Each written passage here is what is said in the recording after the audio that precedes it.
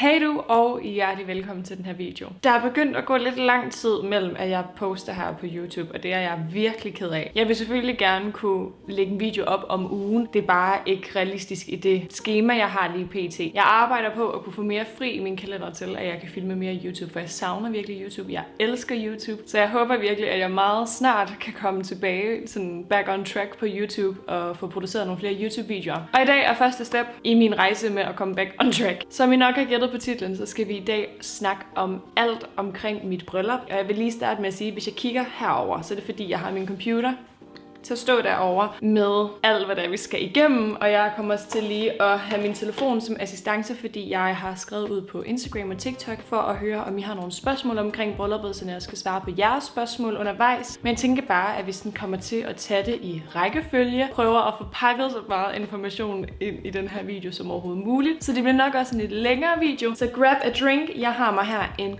kæmpe omgang iskaffe. Og så synes jeg egentlig bare, at vi skal tage og komme i gang. Der er jo selvfølgelig mange, der spørger ind til planlægning. Og det er et kæmpe emne, når det kommer til bryllup. Hvor starter man? Hvor lang tid skal man bruge på at planlægge et bryllup? Der er nogen, der spørger her, hvad gjorde du i forhold til planlægning? Og ville elske at høre mere om jeres valg af prioriteringer. Det kommer vi helt klart ind på. Hvad havde I forberedt for at sætte jeres personlige præg? Alt sådan noget. Så jeg tænker bare, at vi tager det fra en ende af. Hvor starter man? Det startede med, at Morten og jeg, vi blev forlovet. Og Morten og jeg, vi har haft snakket om, inden vi blev forlovet, at vi var klar til at blive gift. Fordi Morten og jeg, vi har hele tiden haft planer om i vores forhold, at vi skulle giftes på et tidspunkt, og at vi højst sandsynligt også gerne ville blive gift ungt. Det er der faktisk også en, der spørger ind til. Så det tænker jeg egentlig lige, vi kan tage først. Morten og jeg, vi har været sammen i 4 år, eller nu er det jo snart ved at være 4,5 år. Vi har hele tiden været meget målrettet i vores dating af hinanden. Vi har begge to haft meget de samme værdier i at date. Vi dater for at finde den person, vi skal giftes med. Så i hele den tid, vi ligesom har været kærester, der har vi virkelig gjort alt, hvad vi kunne for at lære så meget omkring hinanden som overhovedet muligt. Vi har taget alle de snakke, man nærmest kan snakke om. Vi tog et helt år på højskole sammen, en kristen højskole, som hedder Maja Højskole, for ligesom både at lære mere omkring Gud, men også at lære mere om hinanden, og se hinanden i forskellige settings, og ligesom bare lære, hvordan vi har Gud med i vores forhold. Det var virkelig, virkelig fedt, og virkelig sjovt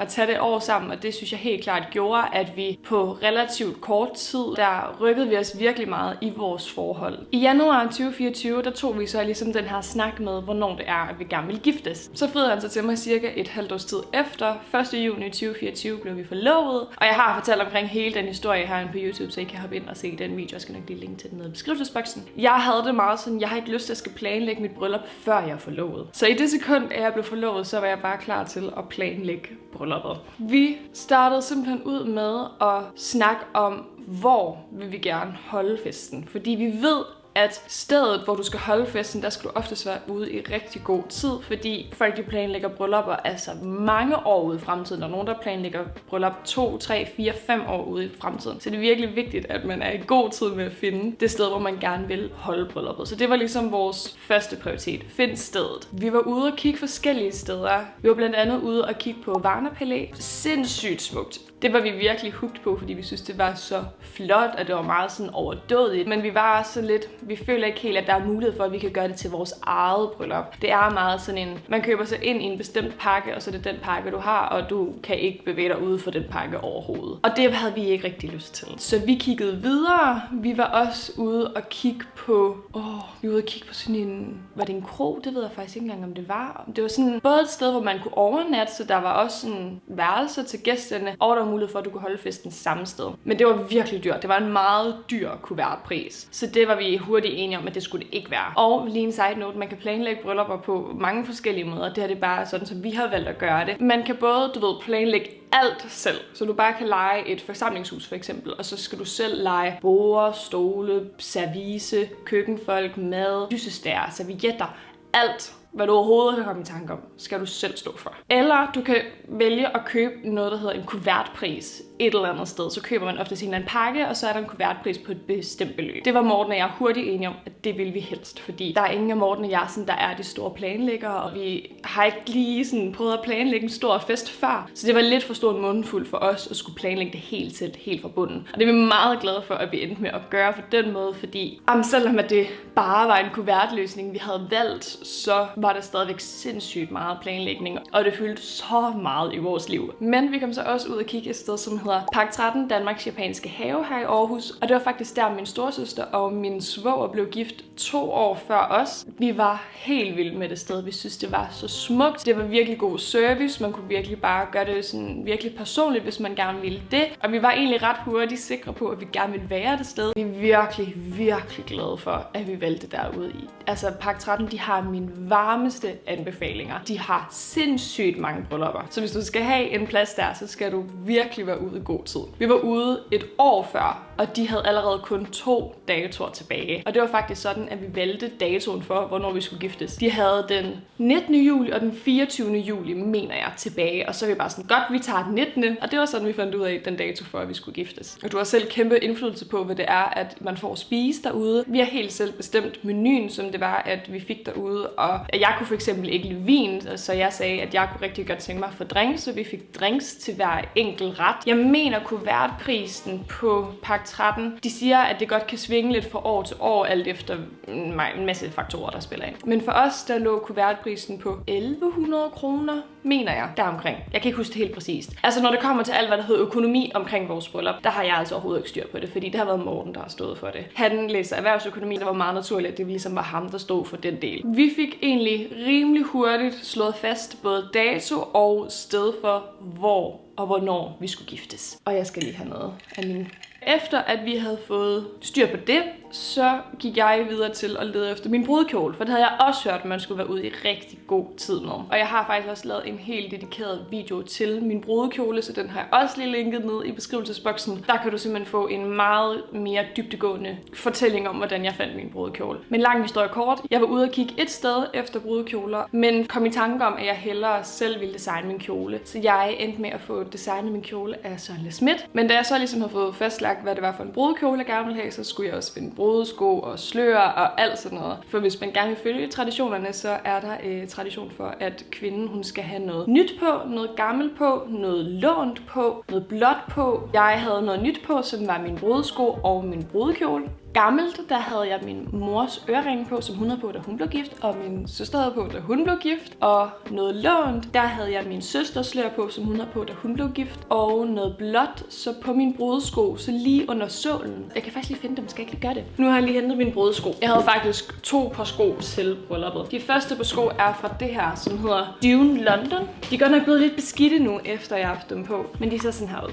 So very beautiful and pretty. Jeg mener, at hælen er 7 eller 8 cm, så det passer perfekt, for jeg er 1,80 høj, så jeg er i forvejen rimelig høj. Under min brudesko, der er der den her lille sten, som jeg først opdagede lang tid efter, at jeg havde købt dem, som er sådan en lille blå sten. Så det var mit something blue. Måske lidt billigt sluppet, men det talte. Det her, det sad ligesom rundt om anklen, og så bandt man en sløjfe her om bagpå. Virkelig, virkelig pænt og meget flatterende. Og helt fra start var jeg virkelig sikker på, at jeg gerne ville have en sådan spids sko, som jeg er meget, meget glad for. Og mine skiftesko kommer jeg ind på senere, for jeg har nemlig et second outfit, som jeg faktisk glemte at vise i min brudekjolevideo, hvilket jeg er rimelig træt af. Og forholdsvis også i starten af, at Morten og jeg planlagde brylluppet, der lavede vi sådan en øvelse, hvor det var, at vi skrev 3 ting ned, som vi gerne ville prioritere, og ligesom bruge størstedelen af vores budget på. Jeg kan ikke helt 100% huske, hvad det var, jeg skrev, men jeg mener, at jeg skrev vores outfits og fotograf og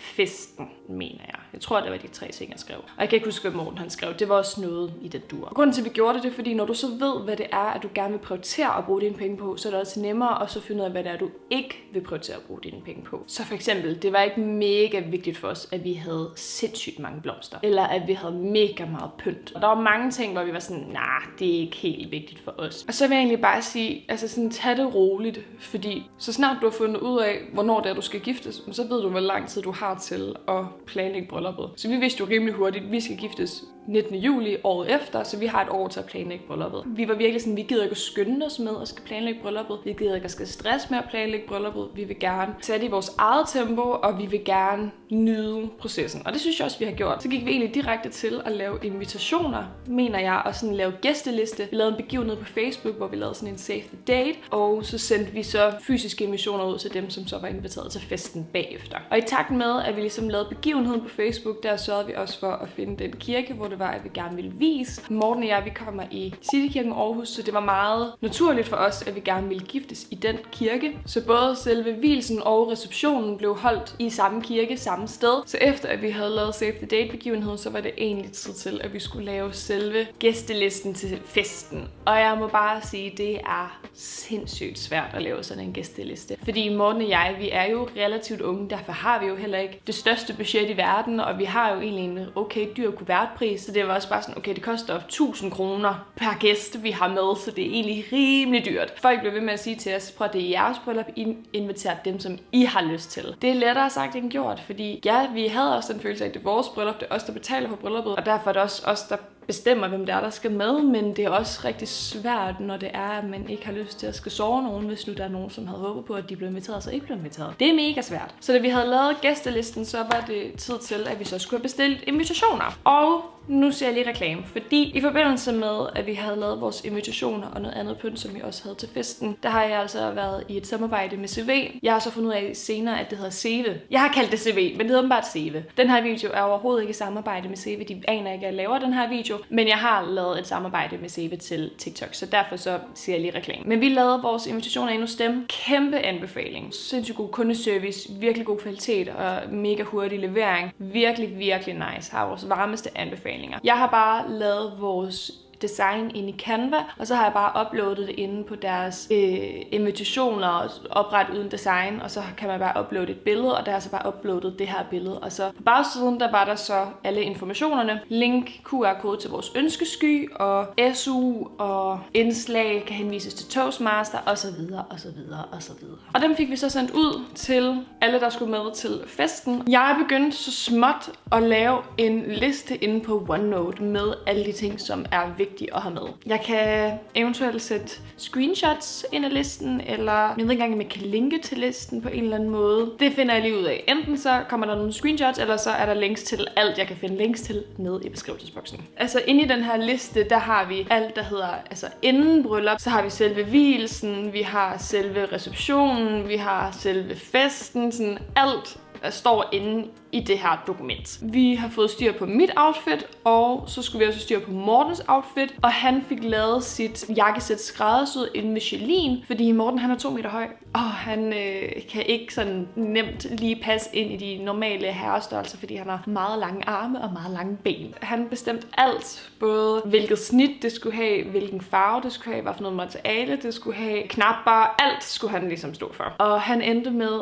at få det flotteste jakkesæt, jeg nogensinde har set. Han endte med et brunt 3-piece sæt, og det var den her smukke brune farve. Og jeg er så glad for, at han endte med at komme i brun, fordi han er så vanvittigt flot i brun. Og så købte han også sko og bælte og slips og klud og t-shirt, sådan under t-shirt, sådan mega smart, sådan svedabsorberende t-shirt og skjorte og alt sådan noget. Det købte han alt sammen hos Celine. Og så skulle vi til at finde ud af, hvad for en fotograf vi gerne ville have. Der havde jeg meget at skulle have sagt. Jeg går meget op i æstetik, jeg går meget op i billeder. Måske lidt kvæg af min modelkarriere, og også at jeg laver sociale medier. Og igen, så endte det faktisk med, at vi fik den samme fotograf, som min søster havde til deres bryllup. Hun tog bare de smukkeste billeder til Amalie og Niklas' bryllup. Jeg tog fat i hende, og hun ville mega gerne tage vores billeder. Så hvis du mangler en god fotograf, som ikke er alt for dyr, fordi nogle fotografer er volddyr. Altså du kan godt komme op og betale sådan noget 30-40.000 for nogle fotografer. Det er lige pænt meget over Morten som mit budget for fotograf. Vi endte med at have Alexandra Engel, og hun er vanvittig nice. Og vi endte med at købe den pakke. Hun har nogle forskellige pakker inde på en hjemmeside, og vi endte med at købe den pakke, der stod til 14.000, mener jeg. Og der var hun med, altså hele dagen fra 11 om morgenen til klokken 9 om aftenen eller sådan noget. Så hele dagen var hun med. Så hun har i hvert fald min varmeste anbefalinger, Alexandra. Så skulle vi til at finde ringe. Vi havde set, at Vipholm, de holdt sådan et bryllupsevent, og hvis man så bestilte sin ringe igennem det her event, så kunne man så spare 20%. Vi meldte så på det her event, og vi kom så ind til en mega sød og kompetent dame, som kom med en masse vejledning omkring ringen. Fordi først så havde vi tænkt, at vi gerne ville have nogle lidt mere specielle ringe, fordi vi ville gerne have, at det ikke bare skulle ligne alle mulige andres ringe. Men efter vi havde fået virkelig meget vejledning og prøvet en masse forskellige ringe på, og fandt ud af, at der var egentlig ikke noget, vi synes, sådan, der lige var os, så endte det faktisk med, at vi bare tænkte, at vi gerne ville have en helt klassisk ring. Så vi begge to endte med en meget klassisk ring. Men min, den ser sådan her ud. Meget klassisk ring. Sammenlignet med min forlovelsesring, så kan man sige, altså sådan, det er meget klassisk, og jeg ville gerne have muligheden for, at jeg kunne stack mine ringe. Så det var også vigtigt for mig, at min ring ikke blev for tyk, sådan at det ville se mærkeligt ud, når jeg så stackede dem oven på hinanden. Ja, vi blev egentlig bare enige om, en vielsesring, den skal symbolisere, at vi er gift. Det, der absolut har den største effekt på at vise symbolet for, at man er gift, det er en klassisk vielsesring. Vores ringe er i 14 karat, og det er egentlig fordi min forlovelsesring er i 14 karat, og for at guldet i farven matcher, så anbefalede de, at vi købte den i samme karat. Jeg vil sige til dig, hvis det er, at du ikke har din forlovelsesring i 14 karat guld, så vil jeg anbefale at købe din vielsesring i 8 karat guld. Det gør det altså meget mere billigt, og de er virkelig slidstærke. Jo højere du ligesom kommer op i karat, jo dyrere bliver de, og jo mere bløde bliver de, fordi guld er egentlig rimelig blødt, og det bliver også hurtigere slidt. Så vi endte med at købe dem igennem Vipholm. Det var en ret dyr post, vores ringe, og det var vi egentlig også meget klar over til at starte med. Vi ville gerne investere i nogle gode ringe, som vi går på resten af vores liv. Men det er også dyrt, vil jeg sige, fordi hold nu fast, guldpriserne er steget. Så vi endte med at give sådan noget. Med de 20% rabat, så mener jeg, at vi kom til at give 18.000. Hvad så? Så begyndte vi egentlig at kigge på pynt. Vi begyndte egentlig at sådan tænke på, hvad kunne vi tænke os i forhold til det. Og vi var egentlig lidt i tvivl om, at vi gerne ville have sådan røde roser tema til vores bryllup, fordi der var rigtig mange røde roser, da Morten han friede til mig. Men vi blev også hurtigt enige om, at det kunne måske godt virke sådan lidt dystert med røde roser. Det kan godt virke sådan lidt vampyragtigt med røde roser. Så det kom vi egentlig lidt væk fra igen. Skiftede det mere ud bare til hvide roser og til hvide blomster generelt. Men roser var ligesom lidt vores tema gennem hele brylluppet, kan man vel godt sige. Altså på vores invitationer, der er der en rød rose her, og den røde rose går ligesom igen på ret mange ting gennem vores bryllup. Så det er lige for at svare på i forhold til temaet, for det var der vist også en, der spurgte om. Der var egentlig ikke rigtig noget tema, men hvis man skulle finde et tema, så var det nok roser, der var temaet til vores bryllup, også fordi min brudebuket var en stor buket hvide roser. Nå, lad os se.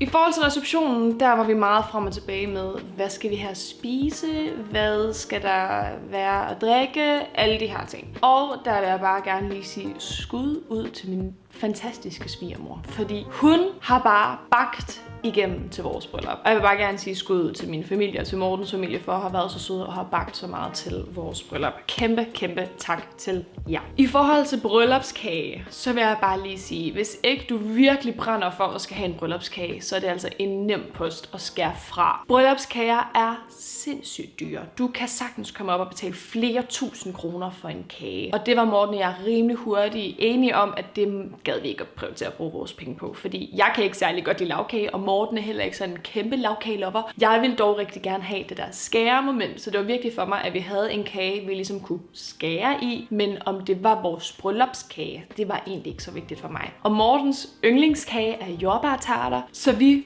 valgte egentlig, at vi gerne ville have jordbærtarter som vores bryllupskage, men jeg ville jo rigtig gerne have det der skæremoment. Så jeg tog egentlig udgangspunkt i jordbærtarter og sådan en her slags kage, som jeg havde fundet på Pinterest, som jeg bare synes var virkelig flot, og jeg tænkte, man kunne godt lave en mindre version af den, som Morten og vi kan skære. Og for det skal være løgn, så har jeg faktisk også lavet en hel video dedikeret til, hvordan det er, jeg har lavet min bryllupskage. Den ligger også nede i beskrivelsesboksen, den lavede jeg sammen med min søster. Vi var meget frem og tilbage med, hvad for noget mad vi ligesom skulle have, fordi der er mange, der kommer langvejs fra til vielsereception, og folk de skal vente indtil, at de skal med til festen og alt sådan noget. Så det er virkelig vigtigt, at folk de også får noget mad. Det var også omkring frokosttid. Så vi overvejede, om vi skulle have mini-pizzaer, og vi overvejede tapas, men vi endte faktisk bare med at lave boller. Fordi det var det nemmeste, og man skal også tænke på sådan realistisk set, hvad kan folk lide, og hvad er nemt at lave. Det er meget nemmere at lige varme nogle boller og skære dem over, og så lægge noget pålæg frem, og så kan folk selv sådan vælge noget pålæg, de gerne vil på deres boller. Vi har regnet med, at der ville komme ca. 150 til vielsereception, hvilket er rimelig mange mennesker. Vi endte med at blive 180, mener jeg, til vielsereception i alt. Så det var virkelig godt, at vi havde bagt så mange jordbærsærter og så mange boller, men der var heldigvis nok, at det var virkelig min frygt, det var, at der ikke var nok mad.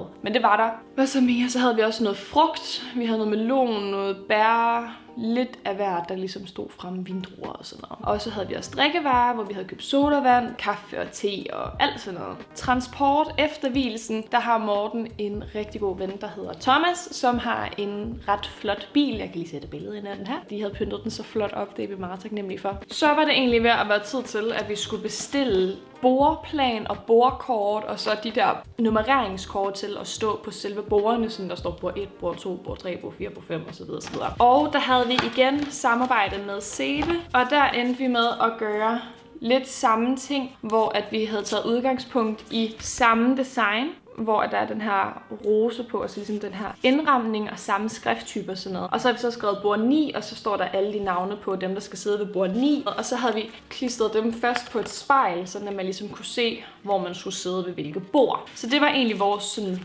bordplan. Og det her har vi så lavet inde på det, der hedder Retroprint, inde på CEVs hjemmeside. Og der kan man nemlig også sådan bare uploade et billede, og der har vi så uploadet det her, som jeg også bare havde lavet inde i Canva. Og for selve bordnummereringskortene, der havde jeg set noget mega nuttet inde på Pinterest, at man kunne i stedet for at bare skrive bord 1, så kunne man i stedet for putte et billede ind på, hvor gammel man var ved det tal, som man ligesom er ved bord. Så for eksempel bord 1, så kunne man så lægge et billede ind af, at man er 1 år gammel. Og ved bord 4, så kan man lægge et billede ind af, at man er 4 år gammel. Og så i stedet for at så skrive bord 1, så skrev vi så, da vi var 2. Så det er det så bordnummeringskortet fra bord 2. Og så har vi så puttet et billede ind af mig, der var 2 år gammel, og Morten, da han var 2 år gammel. Og så kan man ligesom se, hvordan vi så ud hver især, alt efter hvor gamle vi var. Så det er bare mega nuttet sådan at rende rundt og kigge på de forskellige billeder. Her, da vi lige startede skole, der har vi mig, der er 6 år gammel, og Morten, der er 6 år gammel. Mega sjovt og nuttet, og det gør også bare, at det bliver lidt mere sådan personligt. Noget andet, som vi også lavede, som jeg er virkelig glad for, at vi gjorde, det var, at vi havde sat sådan et billede herop, hvor man kunne scanne en QR-kode. Så kommer man ind på en app, som hedder POV, mener jeg. Og derinde, der kan man så alle sammen uploade op til 10 billeder hver. Og det var sindssygt fedt, fordi nu har vi bare en masse billeder rundt på bordene, fordi det er bare nærmest umuligt at komme rundt og snakke med alle ved alle borde til festen. Så på den her måde, så havde gæsterne ligesom mulighed for at kunne tage lidt behind the scenes billeder ned fra deres bord, så vi ligesom kunne mærke stemningen nede ved hvert bord. Det var sådan egentlig næsten alt det pynt, som vi havde rundt på bordene til selve festen. Pynt alt i alt, der havde vi faktisk vi havde bestilt nogle blomster inden ved de 4 årstider. I alt 2.700 kroner har vi givet for blomster. I de her 2.700 kroner for blomster, der har vi både min brudbuket, 3 gange brystbuketter til Morten og til min far og til Mortens far, blomster til at stå op omkring scenen, hvor det var, at vi blev gift inde i kirken, og så havde vi blomster til at stå ved indgangen, hvor der vi havde fået lavet sådan et velkomstskilt, sådan at man ligesom kommer ind, og så bliver man mødt af det her flotte lille arrangement, vi har lavet, som jeg også skal sætte billedet ind af. Jeg kan ikke huske, om vi havde blomster til at stå på bordene, der hvor der ligesom var mad. Rosenblade til at bruge som sådan konfetti, når vi kommer gående ud af kirken. Men til selve rækkerne, der hvor det var, at jeg kom gående ind i midten sådan af kirkegulvet, der havde jeg købt nogle falske blomster på Amazon, hvor jeg havde lavet nogle små buketter, som der ligesom sad på hver stolerække. Jeg er faktisk glad for, at vi endte med at vælge falske blomster, fordi det gjorde, at vi kunne sætte blomsterne op meget tidligere, end hvad vi ellers kunne have gjort, fordi hvis det var rigtige blomster, så skulle vi sætte det op på dagen, for at de ikke ligesom skulle hænge og blive slasket og kigge på. Men det bestod af eukalyptus, brudeslør og en hvid rose, som vi ligesom havde sat på hver stolerække, og så vi bundet det fast med en hvid sådan silke sådan sløjfe. Kæmpe lifehack. Brug falske blomster. Vi havde også købt en blomsterguirlande, som også var fake, og den havde vi ligesom hængt rundt om et kors, som vi havde op på scenen. Selve scenen inde i Citykirken Aarhus er egentlig rimelig mørk. Selve væggen er sort. Der ville jeg gerne have det lysnet lidt op, og der havde vi fået lov til at låne sådan nogle hvide, lange stykker stof, sådan at man ligesom bare fik skabt lidt sådan en hvid baggrund. Og Mortens far, han har hænderne godt skruet på, så han havde fået lavet sådan et rigtig flot stativ, sådan at vi ligesom kunne få hængt de her hvide stykker stof henover. Lad os da lige tage hvilsen, nu vi er her. Jeg havde lavet nogle playlister.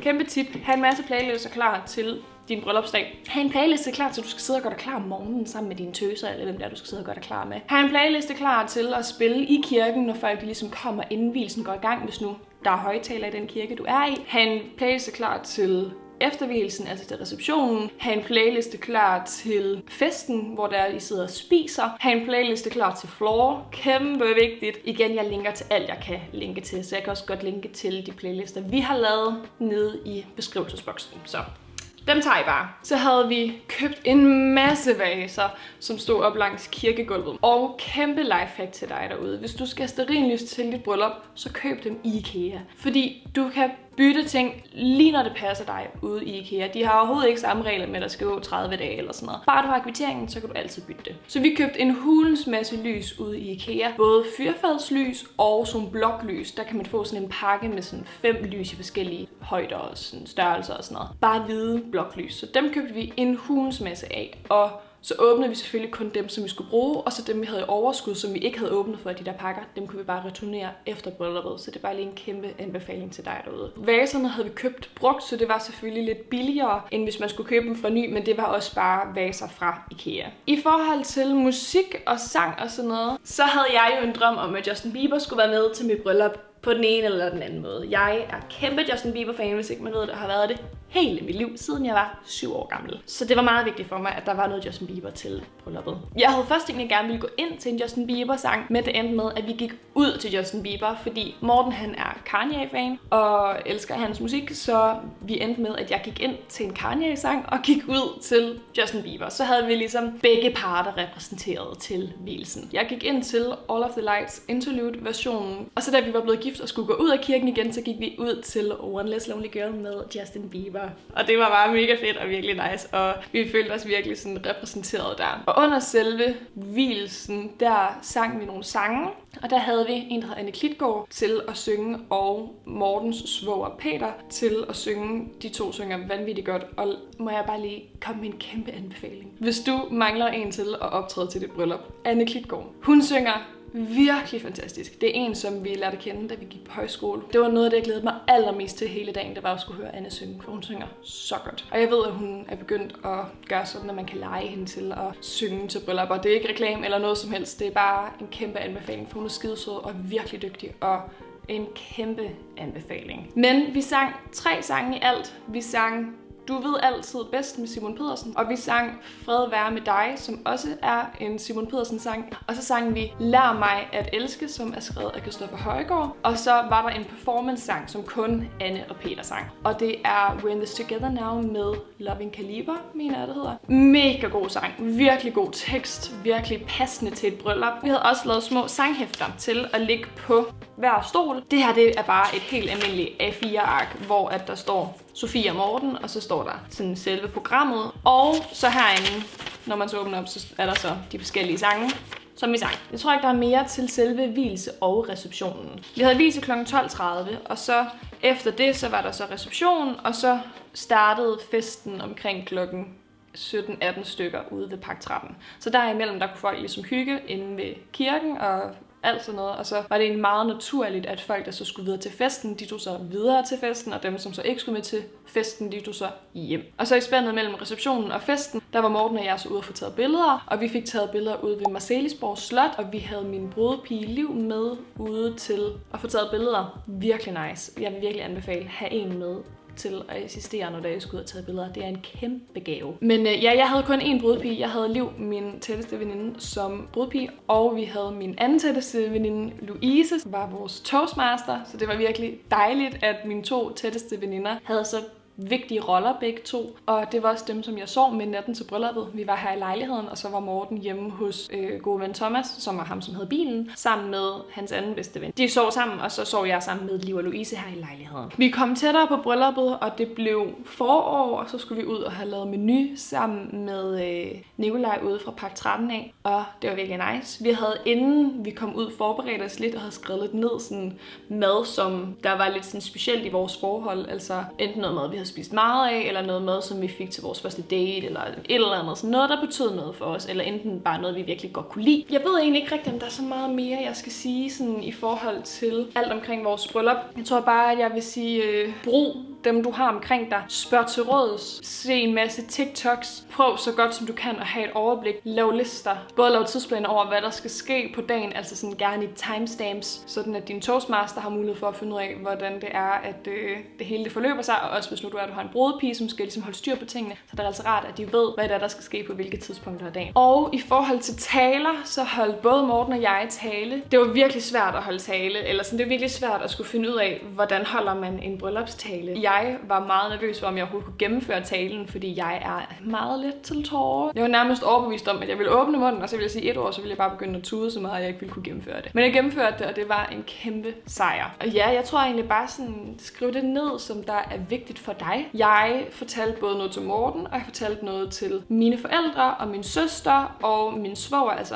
Amalias mand. Og jeg fortalte noget til Mortens forældre og Mortens søskende. Så jeg kom ligesom lidt hele vejen rundt. Igennem hele tiden vi var forlovet, så når det var, jeg kom i tanke om noget, jeg tænkte, det vil jeg gerne sige til ham i min bryllupstale, så skrev jeg det bare ned. Så da jeg begyndte at så skulle skrive selve talen, så havde jeg nærmest et helt år af noter, jeg havde skrevet ned. Så det gjorde altså, at jeg havde en meget lang tale til at starte med, som jeg virkelig skulle korte ned i, og det endte med, at vi havde meget lange taler. For de varede begge to omkring 20 minutter, vores taler. Det var så også de længste taler, skal det lige siges. Nu kommer vi til det sjove. Jeg havde jo et afterparty outfit, fordi jeg føler egentlig lidt, at jeg havde 3 outfits til brylluppet. Vi havde til vielsen og receptionen, der havde jeg den her kæmpestore kappe på, som gjorde, at det føltes, at jeg havde en kæmpestor kjole på med et rigtig langt slæb. Og så til festen, så tog jeg kappen af, sådan at jeg havde den her tætsiddende kjole på indenunder. Så det følte lidt, at det var et outfit change i sig selv. Og så da vi kom til efter brudvalsen, det skal vi også snakke om brudvalsen. Vi tager lige brudvalsen først, skal vi ikke lige gøre det. I forhold til brudvalsen, der er nemlig en, der spørger, hvor lang tid det tog for os at lære brudvals, og om vi tog timer. Vi tog ikke timer for at lære,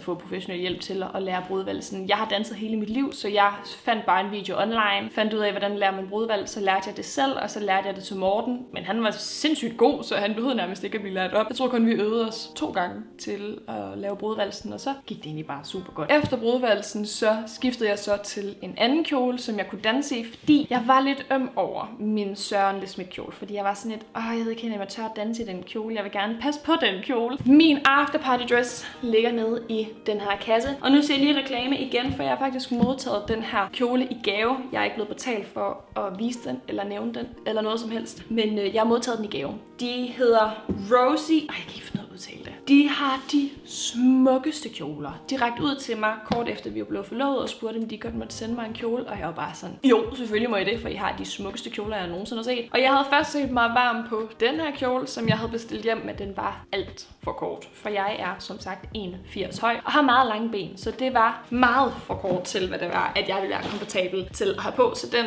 fik jeg sendt tilbage, og så fik jeg byttet den til en længere version af den samme kjole. Og nu skal I se den smukkeste kjole. Jeg fik jo den på først, så det var blevet meget mørkt om aftenen, så jeg har desværre ikke fået taget sådan et virkelig flot billede i kjolen, men den ser sådan her ud.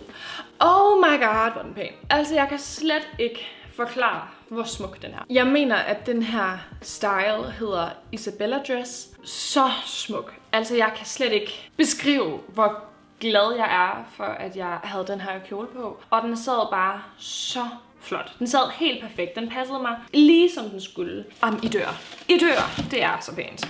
Til kjolen, der var der de her ærmer. Nej, altså det er så pænt. Mit vision for min afterparty kjole var, at jeg gerne lidt ville overraske folk. Fordi min brudekjole er jo meget sleek, overdådig vil jeg nærmest sige. Så nærmest sådan lidt kongelig at kigge på. Så i stedet for, at jeg fortsatte i det der silke look, så vil jeg gerne have lidt mere romantisk ind over det. Jeg valgte simpelthen den her kjole. De har også en masse flotte, sleek, meget moderne, tidsløse kjoler. Men jeg valgte simpelthen den her med en masse fine tyldblomster på og en masse flotte perler på, som bare...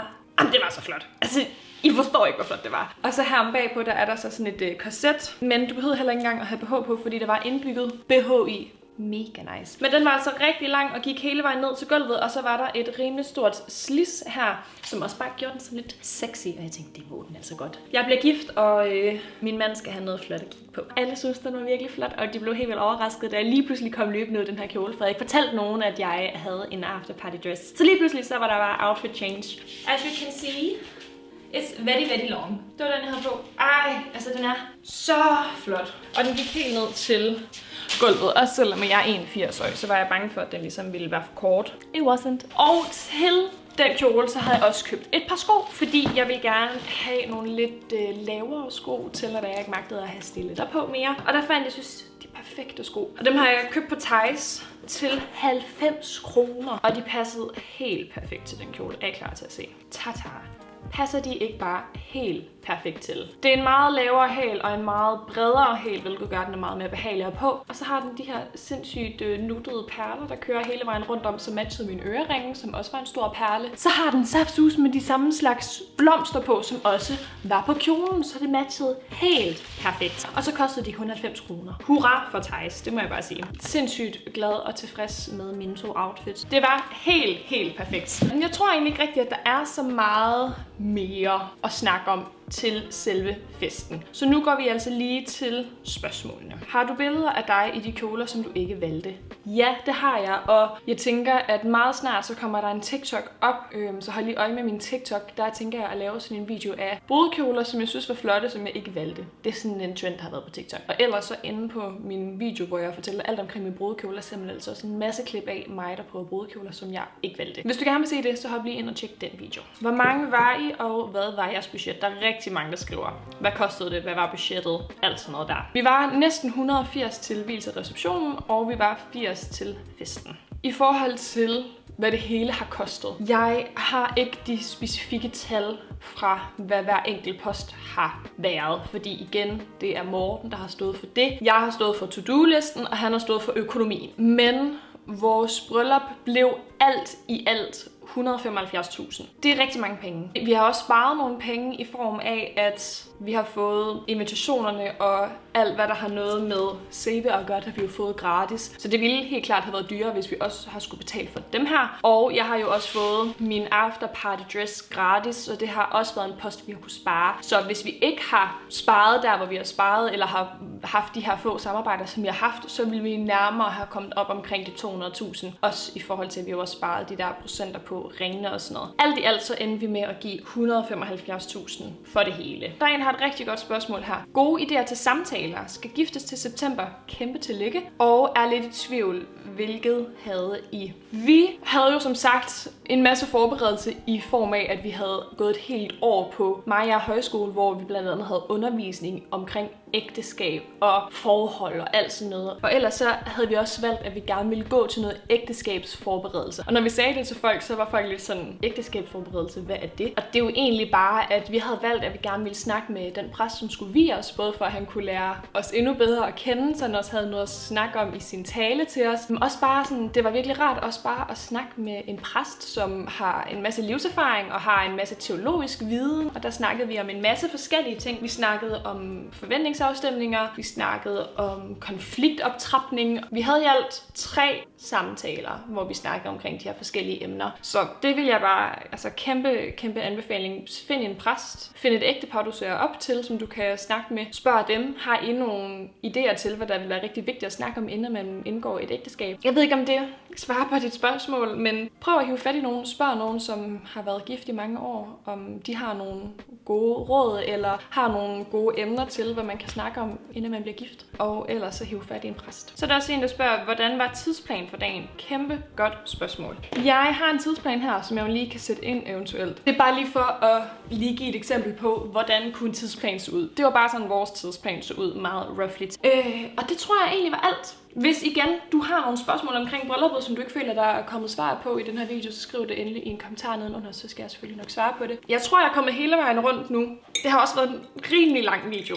And I am so sorry. Men jeg vil egentlig bare gerne hjælpe jer derude til, hvis det er, at I står i en situation af, at I skal til at planlægge jeres bryllup. Eller I bare synes, at det er sindssygt spændende med bryllup. Så håber jeg i hvert fald, at du kan få en lille smule ud af at se den her video. Jeg håber, at du vil følge med inde på min Instagram og inde på min TikTok. Der hedder jeg Sofie Væver begge steder. Der deler jeg også en masse ud af mit liv generelt, og har delt ud af en masse ting på brylluppet. Igen, hvis det er, at du synes, der går lidt lang tid mellem, at der kommer YouTube-videoer op, så kan det være, at du nemmere kan fange mig ind på de andre platforme. Det er i hvert fald lidt nemmere og hurtigere for mig at producere indhold til de kanaler. Så vil jeg bare sige tusind tak, fordi du har set med helt her til slut. Hvis du har set med helt her til slut, så må du meget gerne gå ned i kommentaren og lave et hvidt hjerte. Så vil jeg like din kommentar, og selvfølgelig skrive en lille kommentar tilbage til dig. Og så vil jeg bare sige, husk, at du er helt perfekt, som du er, og jeg er kæmpe fan af dig. Kan du have det mega godt, til vi ses igen.